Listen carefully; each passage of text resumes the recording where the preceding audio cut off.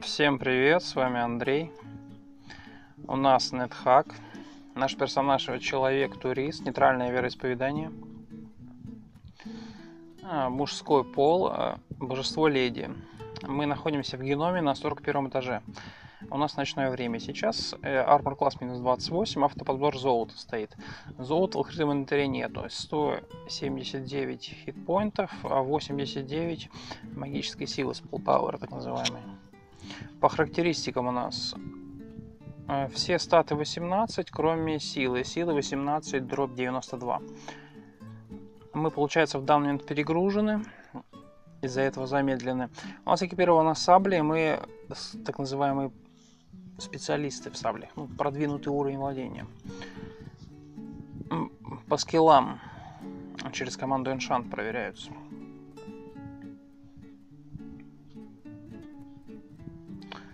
Собственно, у нас доступна прокачка. Она получается эксперты в даггерах, базовые топоры, базовый короткий меч, сабли продвинутые. И, собственно, дротики тоже на продвинутом уровне. По снаряжению у нас амулет волшебного дыхания, спасение жизни, серебряная сабля на плюс 5, эльфийские даггеры 8 штук. По снаряжению у нас эльфийский шлем, гавайская рубашка, ботинки скорости. Получается прожженные легкие рукавицы максимального уровня прожжения. Эльфийский щит тоже присутствует. Серебряная чешуя дракона присутствует и плащ защиты. Вот. Также присутствует некоторое количество палочек. По палочкам могу сказать, в целом палочка огня, палочка копания, они дают возможность выиграть полупостоянный лабиринт, что очень полезно, если вас окружили. Особенно в геноме это бывает частенько. Телепортация позволяет вам телепортироваться. Если у вас есть контроль, вы можете выбрать место. А по палочке электричества то же самое, полупостоянный лабиринт. Полезная штука. Также она используется как ударная палочка, если это необходимо. Но у мобов может быть защита. У них в основном от огня защита, но от электричества реже защита встречается. Палочка отмены отменяет все... в общем, какое вам нужно снаряжение, будь то зелье, свитки, книги и так далее. Полезная тоже палочка. У нас получается кольцо Free Action, так называемое, свобода действия, замедленное пищеварение и кольцо левитации.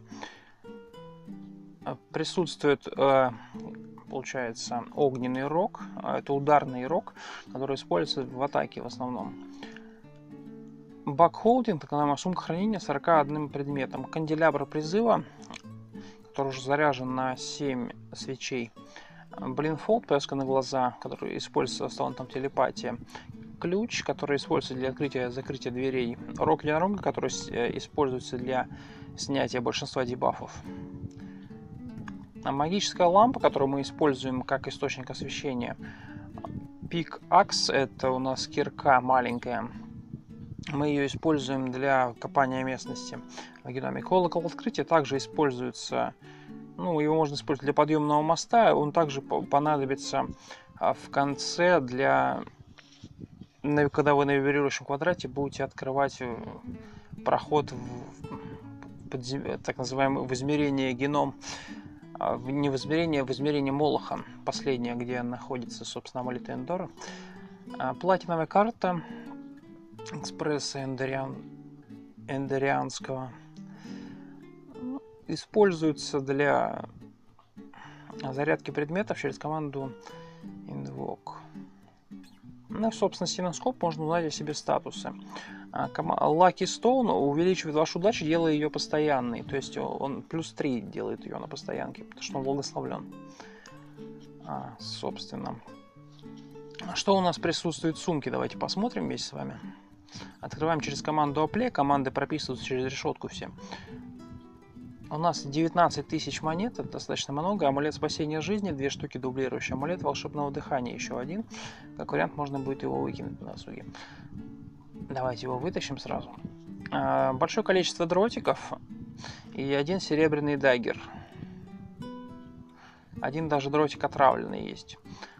Собственно, некоторое количество ботинок. Тут ботинки Speed Boots, ботинки неопознанные, непонятно, что это за ботинки.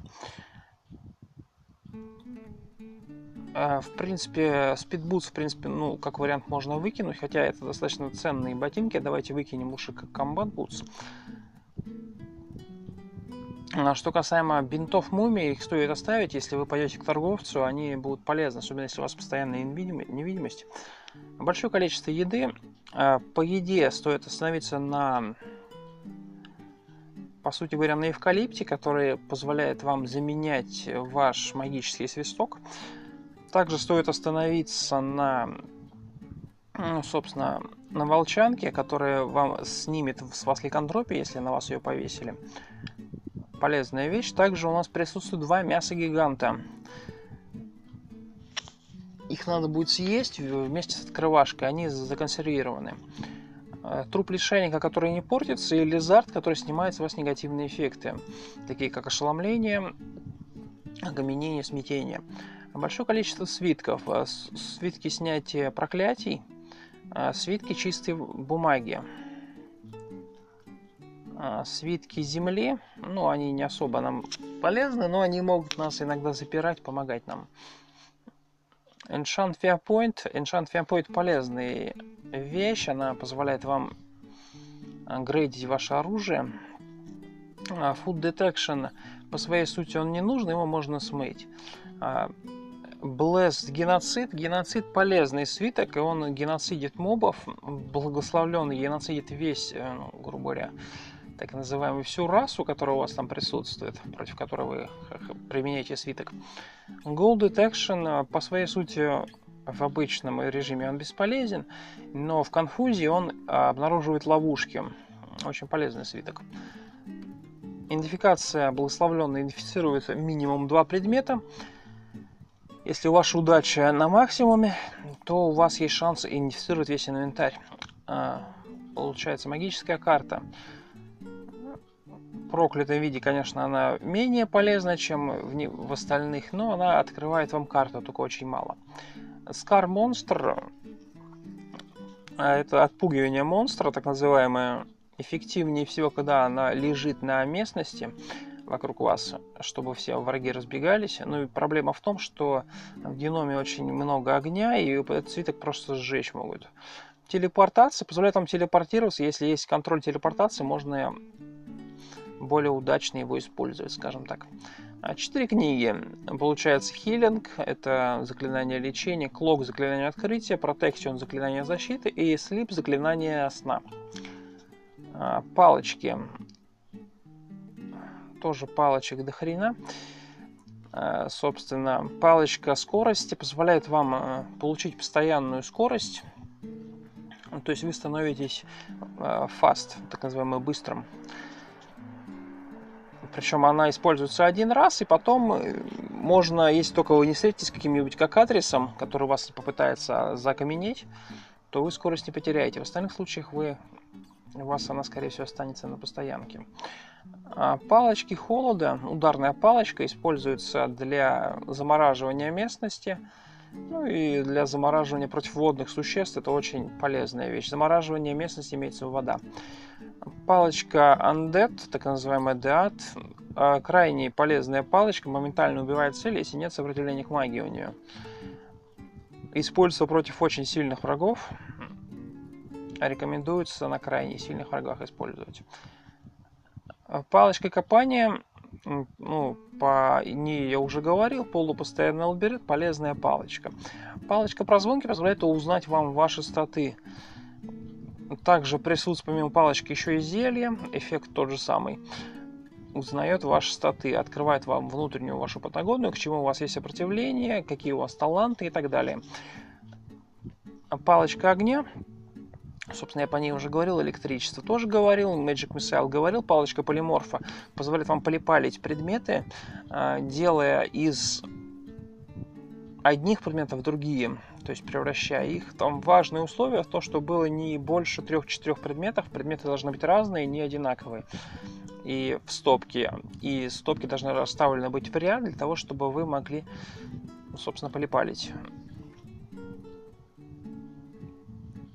Палочки сна позволяют контролировать существ, у которых нет защиты от сна, у кого магическое сопротивление низкое. Вот.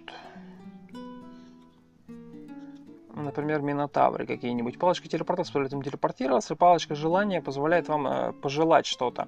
У нас осталось, собственно, 3 желания. Это 2, которые здесь вы видите по заряду, и одно желание, которое можно вытащить, грубо говоря, когда палочка самоуничтожится. А у нас некоторое количество колец присутствует. 2 неопознанных, непонятно, что они из себя представляют. Присутствует кольцо конфликта, полиморф-контроль, регенерация, телепорт-контроль и телепортация. По зельям у нас присутствует бозе. Зелье выпивки, так называемое, используется против устрашения. Если на вас скинули устрашение, вы отступаете, выпиваете зелье выпивки, у вас эффект смятения будет, но вы не будете, по крайней мере, устрашением. Собственно, вот Potion прозвонки, который при выпивании дает вам возможность увидеть ваш статус. И говоря, как вариант, можно будет сейчас его и посмотреть. Зелье лечения, дополнительного лечения и полного лечения. Зелье энергии. Ну, я думаю, зелье лечения, понятно, восстанавливает ваше здоровье. Зелье энергии восстанавливает ваш магический потенциал. Potion Level дает вам возможность получать больше уровней. В основном ее используют как проклятый, она позволяет вам сбежать какого-то уровня с одного, если вы на нем используется на крайне сложных уровнях. То есть, например, самая последняя локация, так называемого генома, святилище Молоха. Вот оттуда, чтобы сбежать, используется именно Potion Level. Ну, по лечению я говорил уже. И, собственно, Holy Water используется для снятия болезни, ликантропии. Все, опять же, зависит от вашего вероисповедания. И некоторые зелья могут лечить, некоторые классы. Некоторые классы, наоборот, они будут наносить урон. Все зависит от того, какое у вас вероисповедание. По святой воде у меня есть отдельное видео. Флейта позволяет вам контролить змеи, насколько я знаю. Если она не магическая. Магическая уже... Так, стойте. Что-то другое, я точно не помню. Свечи.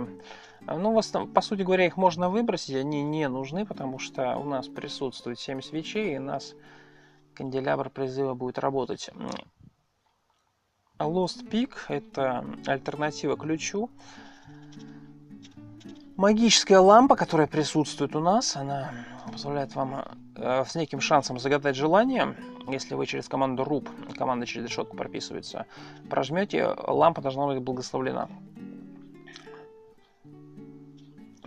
Также присутствует магический маркер, у него осталось 18 чернил. По маркеру у меня есть отдельное видео, можете посмотреть, если вам интересно, сколько нужно чернил для каждого написания свитка, либо книги.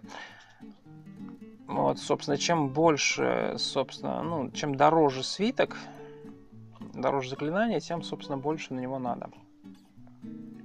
Магический сток позволяет вам взаимодействовать с вашими питомцами.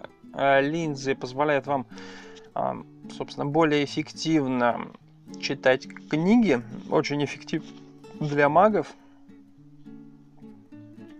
Открывашка консервов эффективнее всего, когда она благословлена, потому что она тогда за один ход открывает консервы. А когда не благословлена, она чуть дольше по времени это делает. Набор консервирования позволяет вам консервировать ваших врагов, чтобы вы в последующем могли их съесть. Очень полезно против гигантов, троллей. И все, потому что большинство врагов вам не будет смысла консервировать. Ну, исключение, если только вы на самом начале играете, то можете большинство врагов консервировать, у них увеличится питательность. Но важно, чтобы вы использовали набор, так называемую открывашку консервов, иначе вы потеряете большую часть питательности. Товел, так называемый шарфик, либо полотенце, позволяет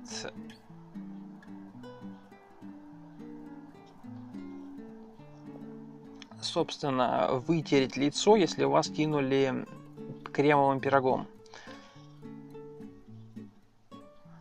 Большое количество драгоценных камней. Собственно, по драгоценным камням могу сказать только то, что их скупает только универсальный скупщик, если у него присутствуют деньги, разумеется. В остальном драгоценные камни бесполезны, кроме как если вы своим единорогам будете отдавать их, они вам будут отдавать за это удачу, которая влияет на все действия в вашей игре. Вот. Собственно, проклятый Lucky Stone, а точнее не проклятый Lucky Stone, неопознанный Lucky Stone и пробный камень, который позволяет вам определить все остальные камни, которые у вас присутствуют. Он должен быть благословлен, пробный камень, для того, чтобы опознать исключение, если вы играете расы археолога, либо гнома. Вот. Собственно, давайте лишнее выложим сейчас. У нас дублирующий амулет, давайте его выкинем. Ботинки выкинем. Собственно, зелье прозвонки, чтобы вы имели представление, давайте сейчас я вместе с вами его нажму. Точнее, пьются зелье через команду QAF. Нам спрашивают, что вы хотите выпить. Нам подсказывают все наши характеристики, которые у нас присутствуют. У нас, получается, присутствует магическая защита. Защита от огня, холода, сна, от шока, от яда. Мы невидимы. У нас там телепатия, автоматический поиск. Мы видим невидимых. У нас малые защитные. Мы защищены. У нас защита от спелл-дамага. Мы very fast, то есть мы быстро. У нас присутствует отражение. У нас free action. У нас на нас одет амулет спасения жизни. У нас максимальная удача. Хорошая удача не оставляет вас, и мы, собственно, мы не можем молиться, потому что в геноме нельзя молиться. Ваше божество не услышит вашу молитву в геноме. Собственно, предисловие, как говорится, закончил. Что могу еще сказать? Единственное, можно кирку, но кирка, она полезная.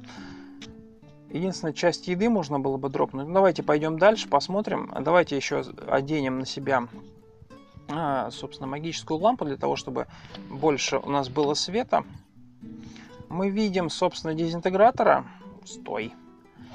Дезинтегратора надо убивать только на расстоянии, потому что если он к вам вплотную подойдет, ваше снаряжение подустанет, скажем так.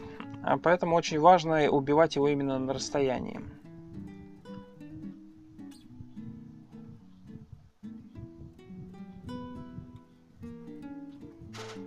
Это воздушный элементаль.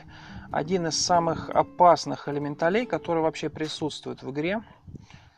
Он вас может ваншотнуть как два пальца об асфальт. Поэтому, если у вас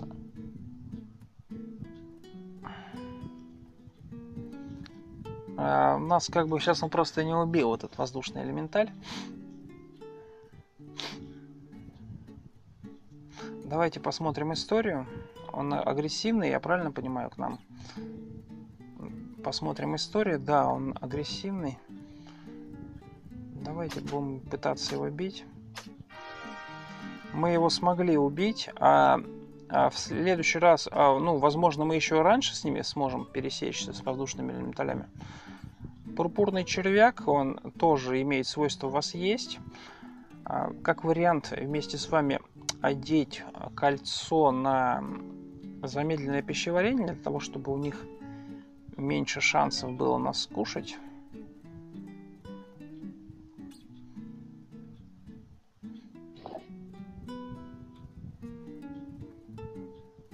Дезинтегратора нужно только, собственно, присутствует йети.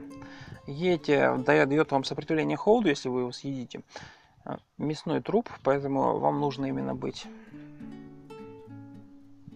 А вот дезинтегратора лучше на расстоянии убивать. Йети мы есть, скорее всего, не будем, потому что у нас сопротивление холоду присутствует. Плюс у нас двигать мы не можем. Давайте попытаемся убить дезинтегратора. К дезинтегратору нельзя подходить вплотную, потому что он вашу экипировку разочарует. Разочарование экипировки — это... То есть вы потеряете статы экипировки.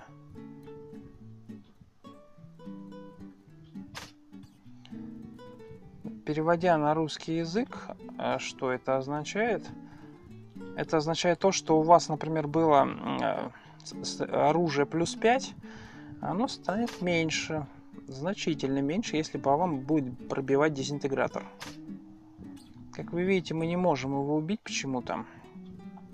У нас закончились метательные снаряжения. У нас присутствуют дротики. Давайте их экипируем. Либо будем использовать огонь. Для этого возьмем палочку огня и просто начнем прожигать этого дезинтегратора. Мы убили дезинтегратора. Забрали эльфийские даггеры. Собственно, трупик дезинтегратора. Мартышка, которая нас привязывает к месту, собственно, ее можно есть. Тролль, каменный тролль. Проблема троллей в том, что они имеют свойство вставать после убийства, после того, как вы их убили. Поэтому вам нужно для того, чтобы с ними взаимодействовать, чтобы они больше не вставали, вам нужно найти набор консервирования и законсервировать их. Их трупик вы можете потом выкинуть, но троллей важно законсервировать, для того, чтобы они вам не мешали. Обратите внимание, тролль... Сейчас я вам покажу. Тролль нас парализовал, но эффект на нас не сработал, потому что у нас кольцо защиты от парализации стоит, так называемый Free Action. Тролля мы будем сейчас консервировать через Thinning Kit. Мы, собственно, законсервировали тролля. Давайте выкинем его консервированную версию. Его можно съесть, но он нам не нужен. Собственно, посмотрим, что тут присутствует. Собственно, трупик тролля. Ну, как сказать, консервы тролля, его оружие и, собственно, трупик мартышки. Ну, нам ничего из этого не нужно, поэтому просто двигаемся дальше. Ловушка Раст, собственно, так называемая водная ловушка, которая портит ваше металлическое снаряжение. Чтобы она его не портила, вам нужно защищать свое металлическое снаряжение от, собственно, порчи, так называемая Rust Proof. По защите снаряжения от, собственно, порчи его я в других видео рассказывал. У меня есть видео с одноименным названием, поэтому, если вам интересно, можете посмотреть. Что касаемо Нюрсы, она безобидная, в принципе. Ее можно не бить. И Нюрса вообще полезный моб. Она вам дает... Если она поймет, что угрозы для нее нету, она будет восстанавливать вам сверх вашей нормы максимальное значение здоровья. То есть для этого вам нужно разоружиться. Но мы этим заниматься не будем. Давайте, конечно, попробуем. Но хотя нам это, в принципе, особо не нужно. Давайте убьем Нюрсу. А Нюрсу есть нельзя, потому что, если вы являетесь человеком, разумеется, собственно, пурпурный червяк, он имеет свойство вас поглощать.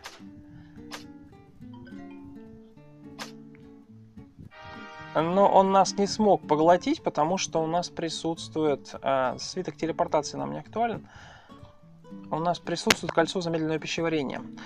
Поэтому он нас не смог поглотить. Хотя он может это делать.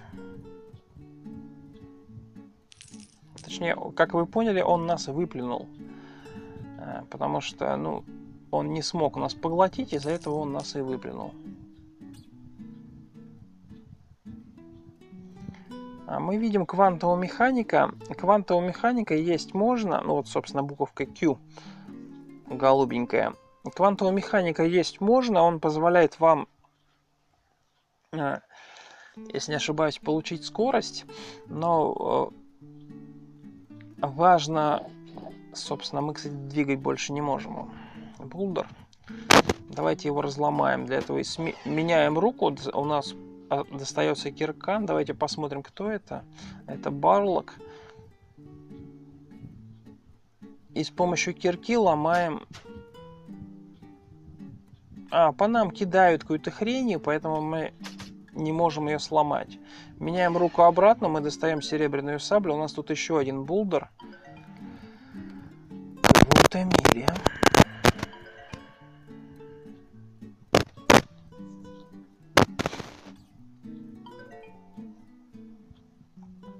Как вариант вообще разгрузиться и использовать палочки копания для этого, но проблема в том, что рано или поздно они закончатся, и нам придется копать. Убираем набор консервирования, убираем кирку. Давайте посмотрим, у нас перегрузка так и осталась. Если у нас палочка копания с собой, палочка копания у нас с нами есть, давайте ее используем, самую нижнюю.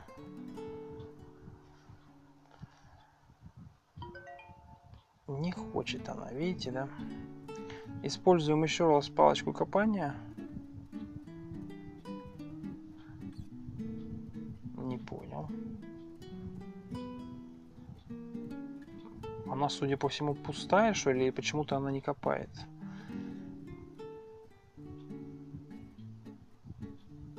Вы сами видите, палочка почему-то не копает.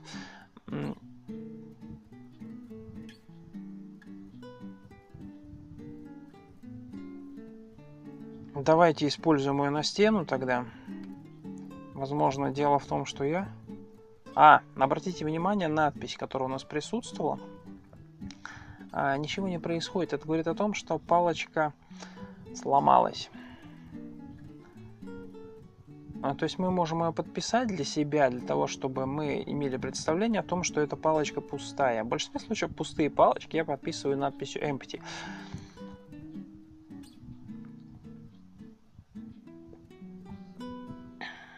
Ну и просто, чтобы она не занимала лишнее место. Используем дальше, собственно, палочку копания.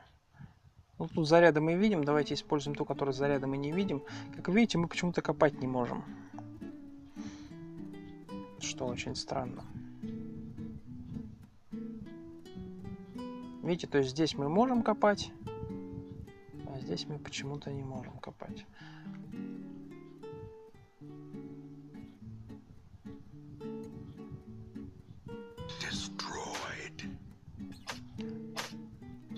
Мы убили Барлога, убили гигантскую мумию. Собственно, у них меч и бинты мумии ничем особо не примечательные. Следующий наш враг — это Балешретриум. Ну, в общем и целом, это моб, который с неким шансом вас может убить. Газовая ловушка, для нас она не страшна.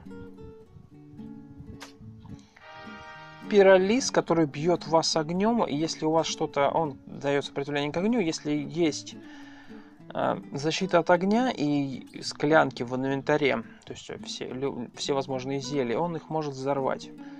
Огненный шарик взорвался. Собственно, еще один демон, это Суккуб, нас может попытаться раздеть. Нет, нет, нет. Обратите внимание, он против нашей воли нас раздел. Суккуб очень опасен в этом вопросе, потому что он против нашей воли нас раздевает. А потом начинает раздамаживать. Поэтому Суккуб в этом вопросе очень опасен. Одеваем драконий доспех, одеваем ботинки скорости, одеваем плащ защиты. Собственно, огненный кружочек нам особо не актуальный. Обратите внимание, присутствует нимф. А мы, кстати, не загеноцидили нимф, видимо. Нам нужно загеноцидить нимф, потому что я не хочу, чтобы наше снаряжение исчезало из инвентаря. Давайте это сейчас и сделаем. Посмотрим, как они правильно пишутся. Нимфа, собственно. Ясно. Давайте загеноцидим нимф. Для того, чтобы они нам больше не встречались.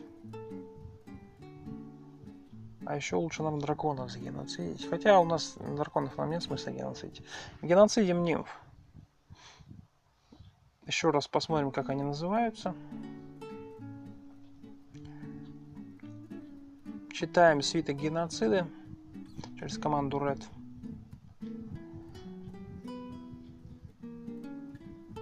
Собственно, нимфы вот так вот геноцидятся, и они убиваются все, без исключения. Типы, потому что у нас свиток благословлен. Нас бьют магической стрелой, но он нас не сможет убить магической стрелой. Это фреш голем, самый полезный голем из всех типов, который присутствует, потому что он дает вам защиту от элементаля. Очень полезный голем, его стоит есть в обязательном порядке. Если у вас есть такая возможность. Обратите внимание, у нас, судя по дальность обзора, уменьшилась. Нам нужно опять же одеть лампу для того, чтобы дальность обзора увеличилась.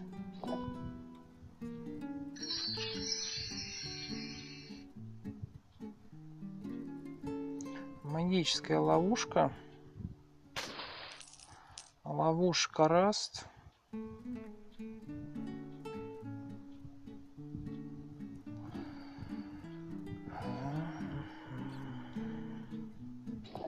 Мы нашли переход на следующий уровень.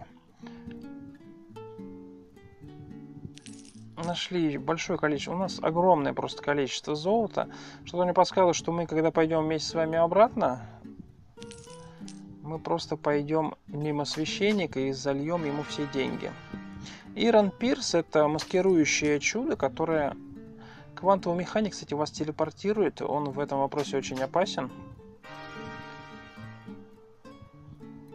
А хамелеона, кстати, есть нельзя. Хамелеон — это палочка телепортации.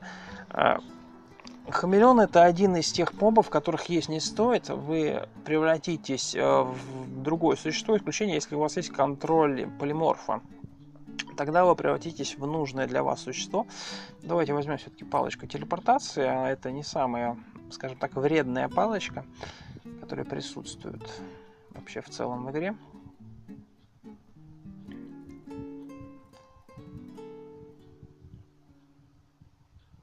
Посмотрим, что это за буковка R.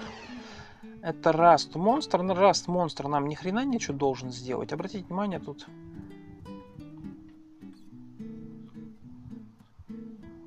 нам бы в идеале копать, потому что киркой, конечно, махать интересно, но давайте уберем монеты сначала. А монеты мы не сможем убрать.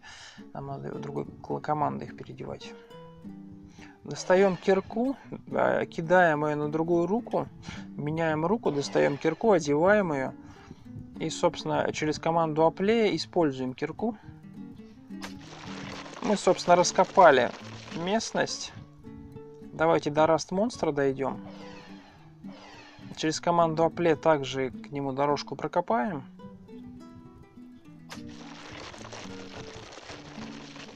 Важно, чтобы у вас не было перегрузки у вашего персонажа, потому что если у вас она будет, вы будете проседать по скорости между вашими врагами. Rust монстр нам, скорее всего, ничего не сможет сделать, потому что для нас он, в принципе, уже не страшен.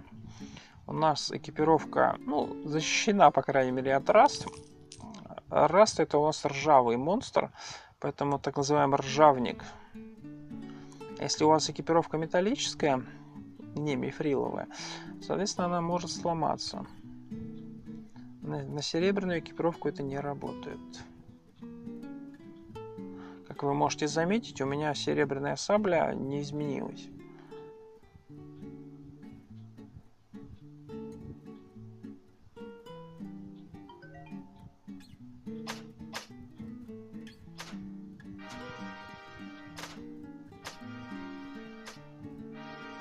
Большое количество демонов. Одна из самых опасных палочка Криат Монстра. Вообще ее стоит подбирать. Понятное дело, что вы ей пользоваться не будете, но просто чтобы ваши враги ее не пользовали против вас. Ее стоит просто убирать в свою сумку.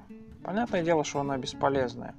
Ну, а куда деваться там? Вот опять же, Scroll Create Monster. Ну, это просто трындец. На самом деле, Scroll Create Monster это мерзкий свиток.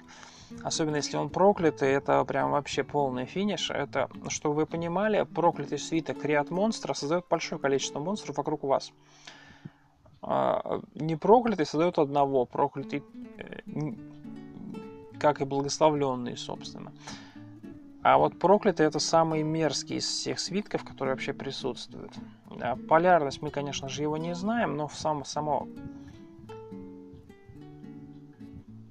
факт того, что этот свиток здесь присутствует, это, конечно, ужасно.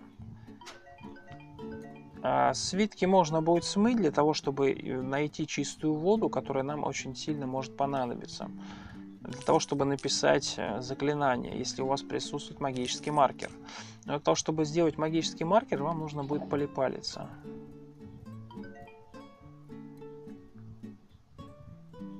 Давайте задвинем ее в угол. Золото уберем, для того, чтобы оно нам не мешало. Золото в этой игре имеет вес, и чем больше у вас золота, соответственно, тем больше вы веса в основном открытом инвентаре таскаете с собой. Я думаю, вам, как и мне, это не нужно, поэтому мы...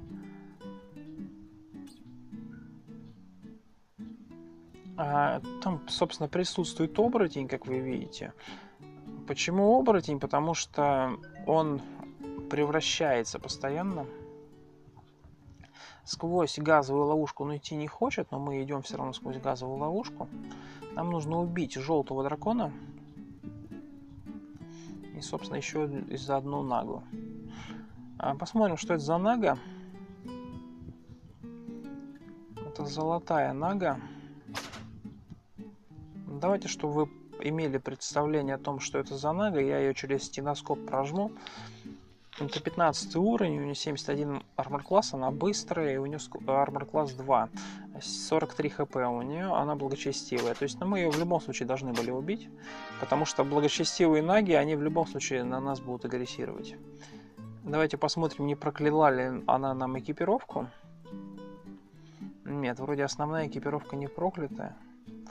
Как вы видели, она кастует проклятие, поэтому очень важно, чтобы она вам не прокляла экипировку вашу, которая у вас присутствует. Магическая лампа, еще одну, давайте ее возьмем, для того, чтобы... Но, правда, они нам особо не нужны. У нас шанс на желание, конечно, будет присутствовать, но мы не знаем проклятость текущей лампы, соответственно, мы не знаем, насколько она для нас будет полезна. Используем, собственно, полиморф трап. На нас не сработал, потому что у нас присутствует сопротивление к магии. Если бы у нас не было бы сопротивления к магии,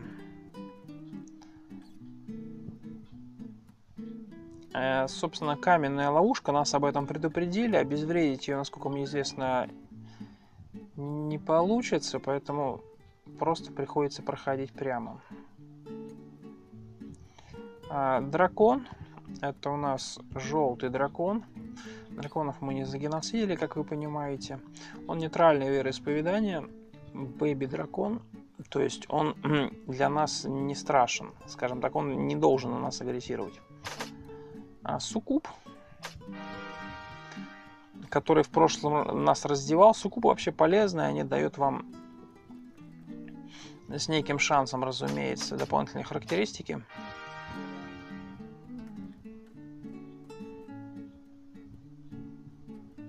Поэтому суккубы крайне полезны. У меня, насколько я знаю, есть отдельное видео по суккубам.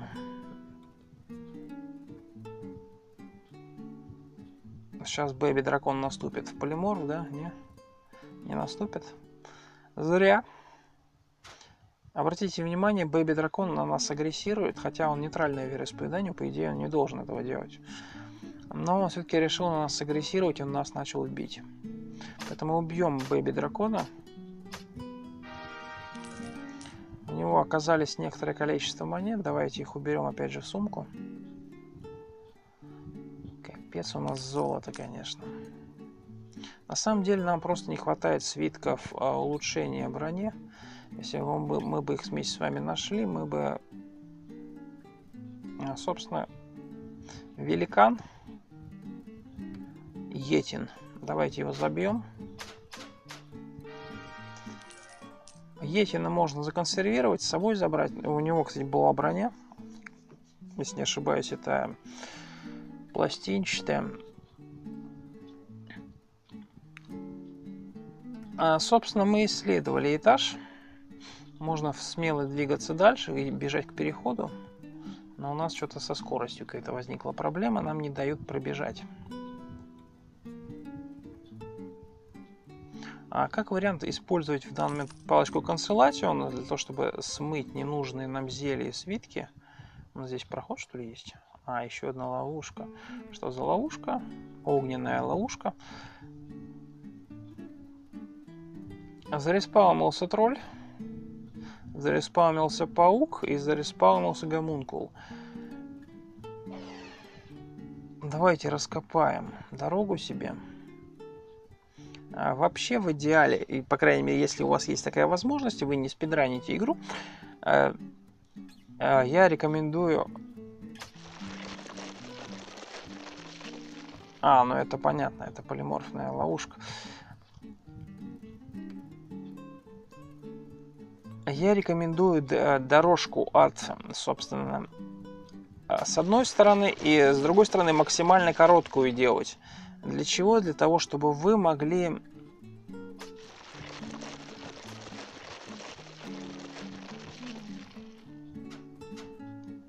по мне кто-то кидает, но я думаю, мы сейчас его уберем. Давайте посмотрим, кто это. Это Алекс. Алекс — это дружелюбный ангел, который, на самом деле, это не Алекс, а это полиморфная форма.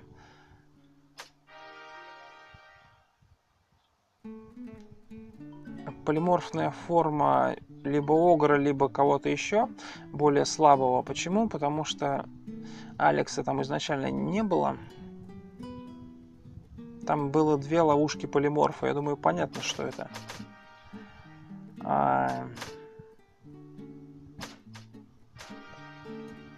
Одна из самых мерзких ловушек, которые вы когда-либо встретите, это ловушка магии. Вот мы сейчас, собственно, на эту ловушку и наступили. Мы на нее наступили, и у нас зареспаунилось большое количество мобов вокруг нас. Убьем огненного гиганта для того, чтобы он нам не отсвечивал. Проблема в том, что при смерти огненный гигант дропает камешки. Что очень плохо для нас, по крайней мере. Поэтому нам нужно раскапывать эти камешки.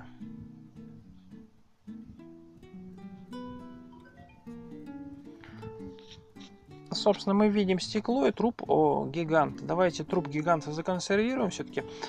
Соберем максимально возможную силу, которая у нас возможна. Плюс лишняя еда, для нас лишней не будет. Нам постоянно сбивают наше зрение. Через команду Апле мы собираем трупик гиганта в консервы и убираем его вместе с набором консервирования. А набор консервирования, когда у вас закончится, вы можете его перезарядить перезарядкой свитком, либо, собственно, пластиковой картой. Убираем еду, убираем набор консервирования. Это, собственно, инструменты и...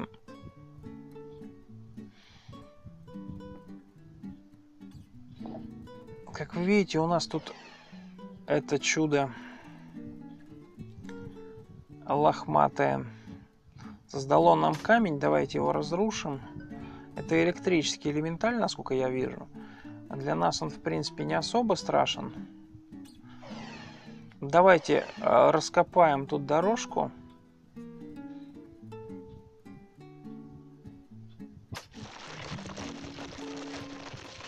Чтобы обойти вокруг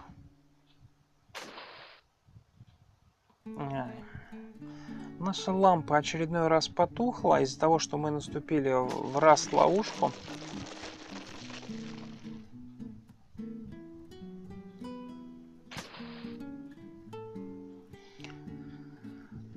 Не везет нашей лампе, у нас она постоянно потухает.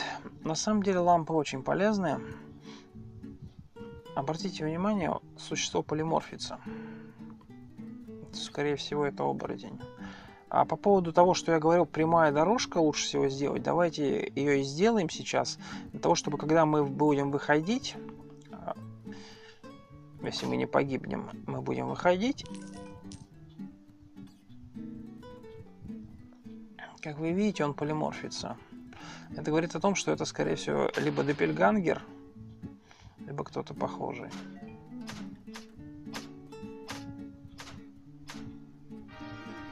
Ему ничего не поможет, потому что мы, скорее всего, его забьем. Какое-то кольцо неопознанное. Как вариант, убрать его с собой вместе с золотом в сумку, для того, чтобы просто оно нам в будущем понадобилось.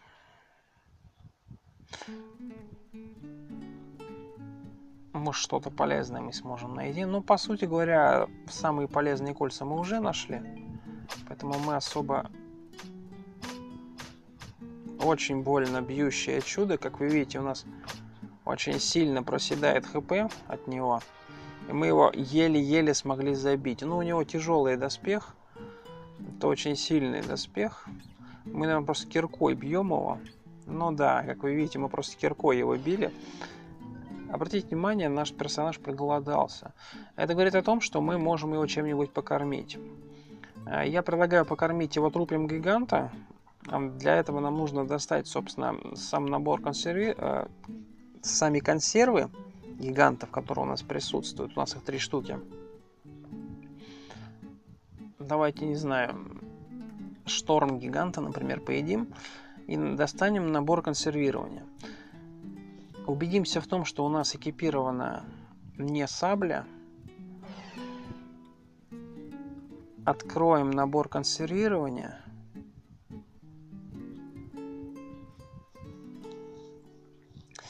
Через команду IT.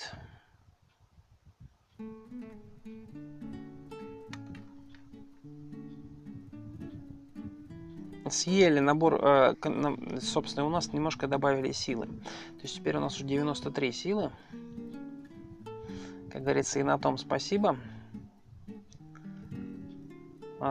Собственно, давайте убедимся в том, что у нас одета... Нет, она не одета, она просто лежит. Открывашка присутствует, но она не использована. Ну, собственно, неплохо. Наша задача прокопать уровень. Убрать надо открывашку для того, чтобы она не потерялась. Да и элементарно она будет занимать вес. Когда она у вас лежит в сумке хранения, она не дает вес как таковой. Поэтому эффективнее всего, конечно, использовать из сумки хранения. Меняем руки местами для того, чтобы активировать нашу кирку, так называемый пикакс. Тем самым, чтобы мы могли пройти... Ну, собственно, вот... Мы раскопали дорожку прямую. Куда ты побежал? У нас же прямая дорога. Там, видимо, где-то ловушка, что ли.